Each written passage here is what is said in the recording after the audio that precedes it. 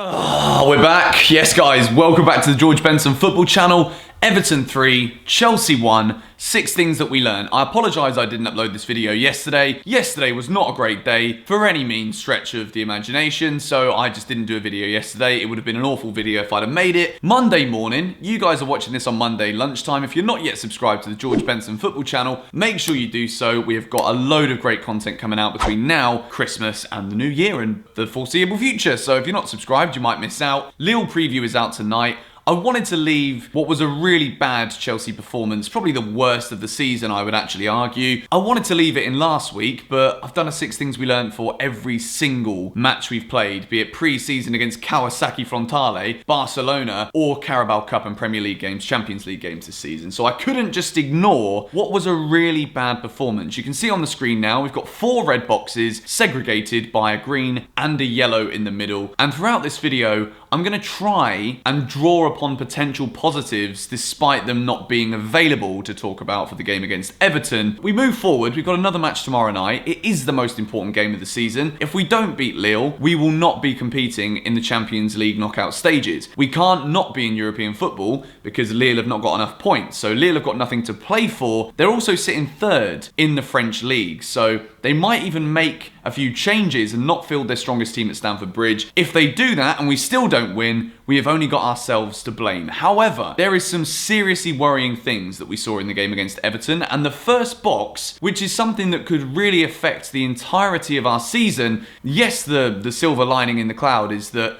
Chelsea can sign players in January, but who's going to be available that's going to be able to come in? We're obviously going to talk about that a lot more in upcoming videos, but Chelsea looked so laboured, so tired in that game away at Everton. I didn't see where the energy was going to come from. When the substitutions were made, I don't think they came in and impacted the game, gave us any more energy and life than when other players were on the pitch. We're going to go into substitutions and more tactical things in a moment. I'm seriously worried about how tired some of these Chelsea players look. Yes, we were playing against an Everton side who were galvanised, rejuvenated from Duncan Ferguson coming in, Silva being sacked. Like I said in my preview and in the build-up to the game, Everton were always going to come out a different team. They played with 2 strikers. Richarlison, even though he spent most of the time on the floor, he was a danger. We know he was a danger in the air. We didn't deal with him. And Dominic Calvert-Lewin, I'll eat a slice of humble pie. I often think he's one of the most average number 9s in the Premier League, but he had a great game as well, scoring 2 goals for Everton. They beat us fair and square. They were by far the better team, but the energy from Chelsea was the real issue for me, as well as a few other things that we'll go on to later. But it's a serious worry, and somehow we need to manage our fitness throughout this season. Yes, we've had an abundance of injuries. Yes, there are players like Loftus-Cheek that in the new year will probably come back in and reinvigorate this side. Rudiger's now fit as well. Across the pitch, in all different positions, Chelsea looked really tired, and considering how many games we've still got to play and the hugeness of so many of these games, it's a proper worry. So we started the video extremely negatively, so let's go into the green box, and I think you all know the individual player that we're going to be talking about here. So far this season, I would argue that he's been Chelsea's best player. Tammy Abraham's the top scorer, but Mateo Kovacic, this man has come on leaps and bounds since Frank Lampard took over as manager. We can say all we want about tactics and substitutions, timings from Frank in that game, and we will get onto that in a little while. Kovacic's improvement has been absolutely incredible. To think that we spent 40 million on Kovacic from Real Madrid, it's an absolute bargain with the work rate that he's putting in right now, the quality that he's showing on the ball, and he's now added goals to his game. I've been saying on this channel for the whole season, if Kovacic can start scoring goals, then we're talking about an elite level world-class footballer. His ability to tackle, his work rate, as I've said, his dribbling, everything from Kovacic has been brilliant. And in this game against Everton, I actually felt sorry for him, because even though he looked tired, he still was giving in like 10 times more of a shift than any other player on the pitch for Chelsea. I thought Kante had good moments in the game, but he also had bad moments. I put out a tweet saying that the double K partnership of Kovacic and Kante is really good. Where does Jorginho fit in? We will still have to see, but I do feel as though Frank might need to change things soon. Kovacic was brilliant. He can't keep carrying this team all the time. So box number 3, and I've decided to get like a green half and a red half with Christian Pulisic in the middle and then like a sleepy emoji to the right hand side. The first half from Pulisic wasn't his best half of the season, but we saw again some really nice dribbles from Pulisic, getting into good positions, trying to draw defenders out of the game to allow Tammy more space in the box. Tammy didn't have the best game. I'm not going to focus on him as an individual. We all know that when Tammy Abraham scores goals, Chelsea are more likely to get something from the game. Tammy didn't look fully fit. I was not impressed with Tammy's movement. I wasn't impressed with what he did on the ball. Don't think he held the ball up well. And I think Michael Keane had probably one of his best games of the season for Everton in centre-back. Keane had Tammy's number all day long. And Pulisic, see, he's been good when he's scoring goals and assisting goals. That's the way analysis in football works. As people that can say whatever we want, it's, you know, we're none of us here are being paid to say good things about players. I'm certainly not. Pulisic for me has really impressed me. I said before the game that he's undroppable, but having seen his fitness in the second half of that game, if we bring it back to box number 1, if there was one player that really epitomised this for me, Pulisic's energy in the second half was non-existent, and he's been playing a lot of football. The intensity of the Premier League is extremely high. Chelsea play in a high press system, so everyone's got to work really hard. But in the second half, we saw from Pulisic some of the real big worries that we had at the beginning of the season. He wasn't strong enough. Everton are a very physical side. They're a big side. There are players like Alex Iwobi that I didn't actually realise until I saw him. I was in row 7. Iwobi's a flipping monster, and by the way, the best moment of the game, despite Kovacic's goal, was when Reece James shoulder barged Iwobi off the ball right in front of us. It was absolutely phenomenal. So shout out to Reece James for that, and happy birthday for yesterday. Reece turns 20, but Pulisic, I think he needs to have a rest. Sadly, when Hudson-Odoi came on, when Hudson-Odoi comes on the pitch, you get this feeling of excitement because you know that he's got something in his locker that can change a game, that can turn a defender, that can get him in on goal. We didn't see that from Callum Hudson-Odoi, and I am a little bit worried about his form when he is getting minutes on the pitch.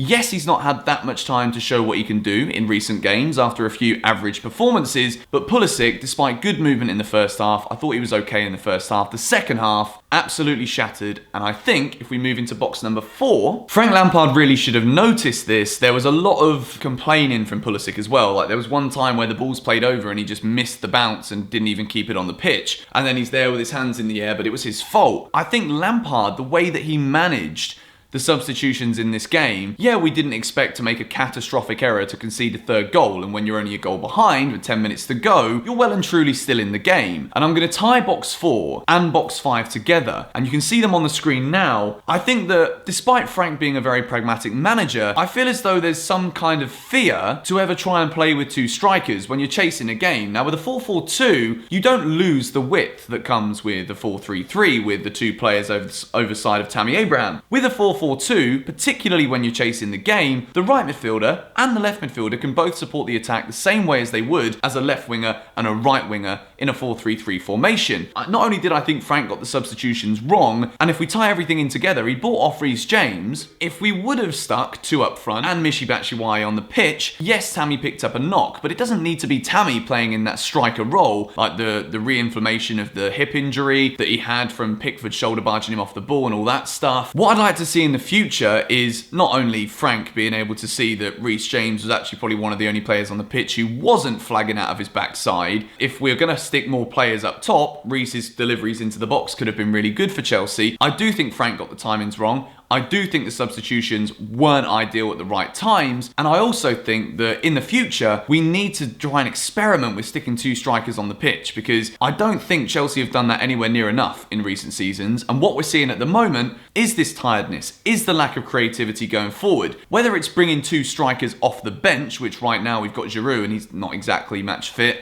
Batshuayi is not getting that many minutes, and you could argue that Frank doesn't even trust him. You know, there's got to be someone who can fill in to support the striker. We saw time and time again, the ball was being played towards Tammy. He was getting bullied off the ball by Everton defenders. He wasn't holding it up well enough, and I sometimes think that Chelsea could benefit from playing with a second striker. Of course, we're linked with Timo Werner, we're linked with other strikers potentially in January. We can revisit that in another video. But moving into point number 6, this video just would have been an absolute fraud if I didn't mention the catastrophic defending for virtually all of the Everton goals. It was awful. Whether you want to blame Kepa for his distribution and the pass for Zuma, which completely killed the game for Chelsea when Everton won the ball back, whether you want to blame Zuma for turning around and kind of blaming Kepa and not actually dealing with the issue at hand, that is making sure that Everton players can't get forward, and the opportunities that we gave Everton, it was awful. I don't want to sit here and blame an individual. I think across the board, defensively, we were poor.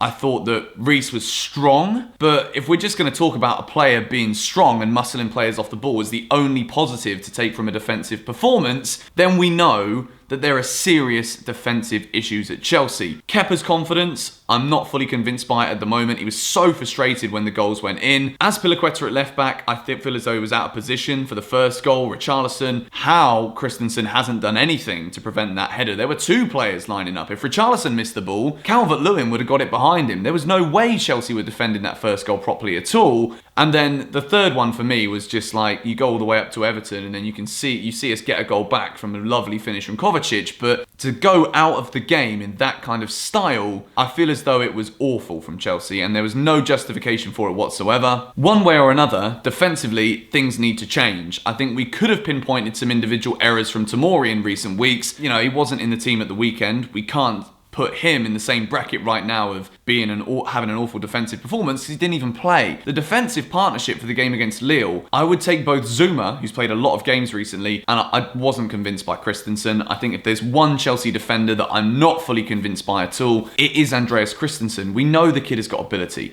When he first broke into the scene at Chelsea in that season under Antonio Conte, he was brilliant. We know he's got ability on the ball, but so many times, predictable passing, straight back to Zuma when there was options to give it to Reece and start an attack down the right. Even Azpilicueta on the left, but it was always a simple pass from Christensen. And defensively, in terms of his strength and his ability to command the back line, it wasn't there. For me, Tomori comes back into the team for his pace. Rudiger on the right-hand side, he said he was fit enough to play against Everton. He's got to be given a run. And if Frank doesn't trust Rudiger and he thinks that his injury worries are too severe, I don't think the performances of Christensen and even Zuma in that game against Everton are going to fill him with any confidence. So we're going to have to go in for a centre-back in January. I think we can all agree that we do need a world-class centre-half to come in to lead the back line for Chelsea. I'm not going to sit here and say right now that I think Kepa needs to be replaced because we've seen in recent weeks that he's made some big vital saves at vital moments. We've also seen some big errors and I don't know if his attitude is going to be good enough to carry the Chelsea goalkeeping mantle for years to come. I'm still on the fence right now with that one, but it was a 3-1 defeat. It was a nasty defeat because the performance was just so lackluster. Frank knows this. He's come out in his press conferences since and said that he needs to see rapid changes. We do need to develop and change things very quickly because we're making the same mistakes over and over again. Whether that is a tactical thing or whether it's simply an ability issue, it's yet to be seen. And hopefully we'll get some clarity and some improvements with the January transfer window. To end this video on a positive note, the transfer ban is uplifted, so we can sign players in January, and I think it's vital for Chelsea that we look to strengthen, particularly in defensive positions. But anyway, that is the end of this video from me. Let me know your thoughts on the game in the comments down below, and we can put this one to bed. Moving on to Lille tomorrow night. I'm going to be doing my preview later on today, so stay tuned to the channel. Subscribe if you're new so that you don't miss my Lille match preview. It's a massive game and I want you guys to get excited about it. Moving away from the defeat to Everton, Chelsea need a win and then we can look forward to an exciting trip. It's going to be a tough one in the last 16 no matter who it is that we play. So yeah, I will catch you guys later on today. Have a great week. See you all later. Goodbye.